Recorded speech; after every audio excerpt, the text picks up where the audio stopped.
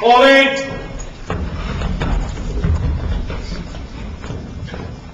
Mr. Mike, report to center. Mr. Mike, report this order. Take charge of the mic. Say again. For grade, peep the political poems I push. My words jump off my rack like berries off a bush, hitting you with rumors of weapons of metaphoric distraction so I can begin the extraction and steal the ink from your pen. Rewrite your history and tell you the end. Now, I don't know enough about politics to comment on the last two secretaries to swing from the bushes. But my son says he couldn't stomach that Condoleezza Rice because it made his colon pile. And I'm not exactly sure what that means, but I think it's a commentary on what we thought two black faces in the White House might bring. And you as politicians are practicing Wicca, wizardry, and alchemy on American soil. Turning the molecular structure of soldiers' blood into oil.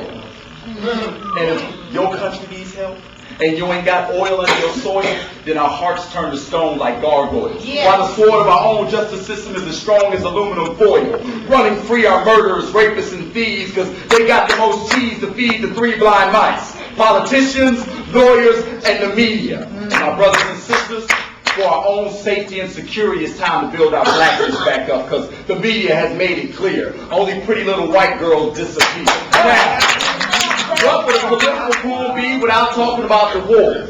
And there's so many other things we could be fighting for. Poverty is killing our African kin.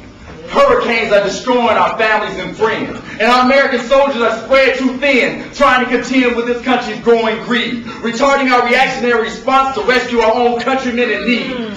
Now, I'm not sure what this war is for anymore, but I do know this. I personally know the pains of picking up pieces of my peers and placing them in sandwich bags that Ziploc. The aftermath of bombs being dropped, and that was before Iraq got shot or awed. And the flaw is thinking that soldiers are just some pawns in an international chess game. My name, Squad, against who? Sergeant First Class 4, 316, Field Artillery, 13 years of service. Yes. Corporal Richard A. White, 3 Cab, 4 years, U.S. States Army. Staff Sergeant Brown, 2-5 Cab, 12 years of service is what I have. And the soldiers I know ain't dying for freedom and democracy. I go nauseated from the hypocrisy. The soldiers I know are dying because they can't afford health care and college for their families. And not to diminish yours, mine, or their service to this country, but democracy is a fantasy. America is a republic society. So, for those of you who say you supposedly support the troops, screw you and your decorative car magnets. See, I support the troops by always remembering that moment of mouth-to-mouth resuscitation. A lifetime of training reduced to 15 minutes of desperation. See, I support the troops by never forgetting the glassy glaze over glare as I stare in the eyes of a dying man who will never see his child. Prepare for a moment of silence. Specialist Marquise Mobley. He didn't die for freedom or democracy. He died for his family. And the worst poem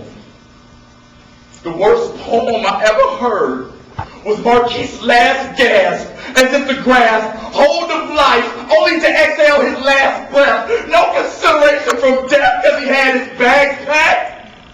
We were on our way home. Look, I'm proud to be an American, where at least I think I'm free. And I won't forget the men who died to give that right to me. Because I love my American life. I love my Jamaican American wife.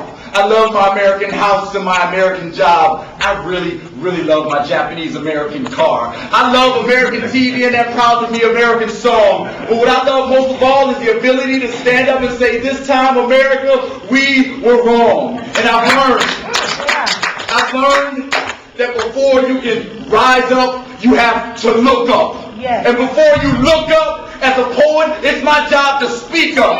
So, for those of you who protest the war and don't even know what you're protesting for, I salute you. For those of you who are for the war and don't even know what the war is for, I salute you. To those of you who ever spit in the eye of a soldier, I salute you. To those who line their pockets by sending soldiers to war to die, I salute you. To anyone who's ever put on the American uniform for their country, for themselves, or their families, present forms, I salute salute you. Yes. Order, right, peace, 4 words.